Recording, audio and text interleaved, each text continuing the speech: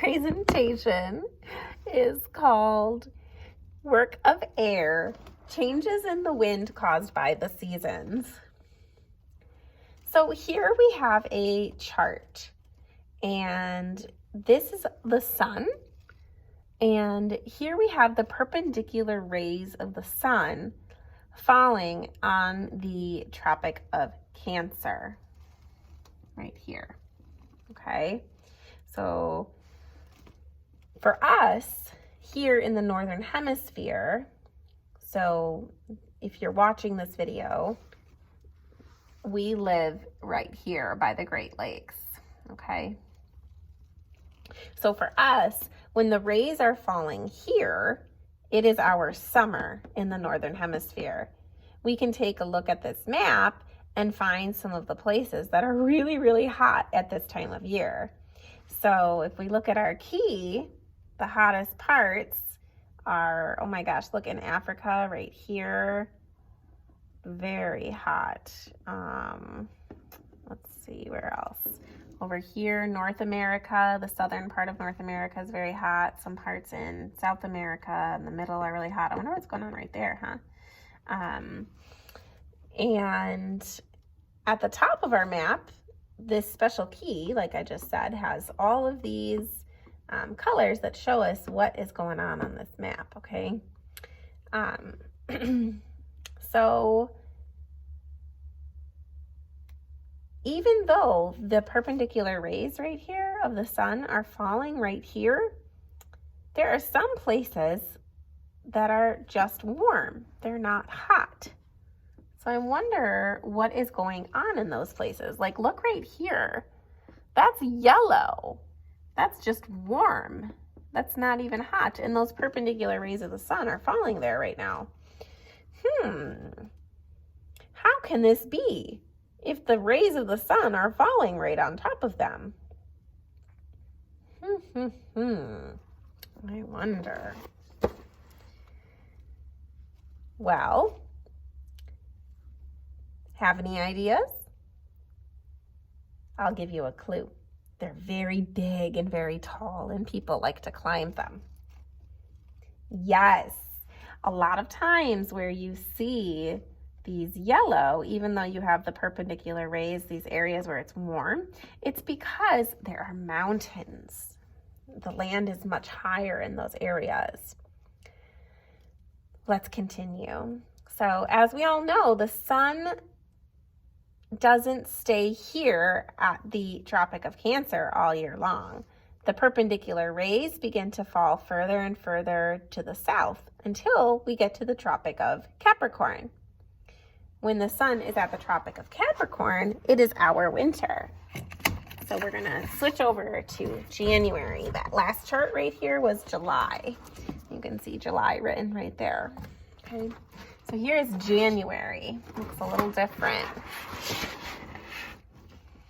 All right.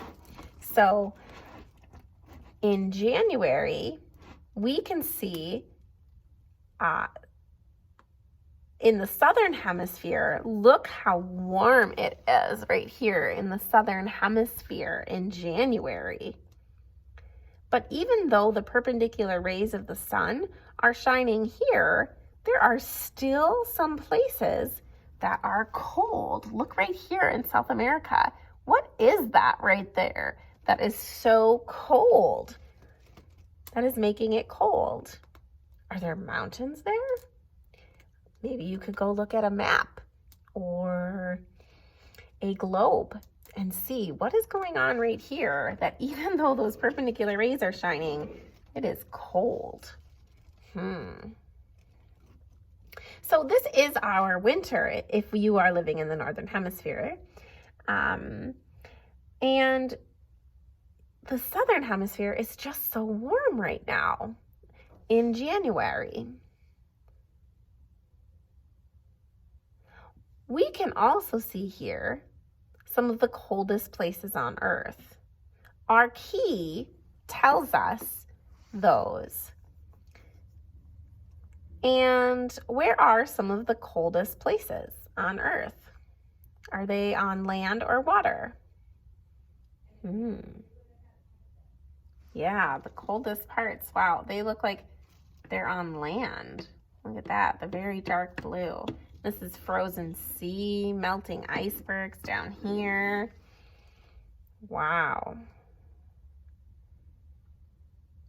Why would we expect this to be the case? Why would we expect that this land is actually colder than, this is the coldest part than even these frozen seas? Why would it be colder? Yep, you got it. Because land cools down faster than water does. All right. Now, if you want, if you're at home, you can put both of the charts next to each other right now and see why is it colder in the northern hemisphere when it is our winter compared to the southern hemisphere. Why is it so much more cold up here than down here in January? Well, it's because there is more land in the northern hemisphere. And we know that land cools down faster than water does. So that is why it is so much colder in the northern hemisphere than in the southern hemisphere. They have all that water that gets heated up. So in summary, the basic idea here is that because there is more water in the southern hemisphere and water heats up and holds its heat longer than land, it stays warmer in the southern hemisphere all year round. Whereas in the northern hemisphere, it has more land and the land cools down and warms up faster. So it loses and gains hot air more quickly than the southern hemisphere. That is our presentation for today.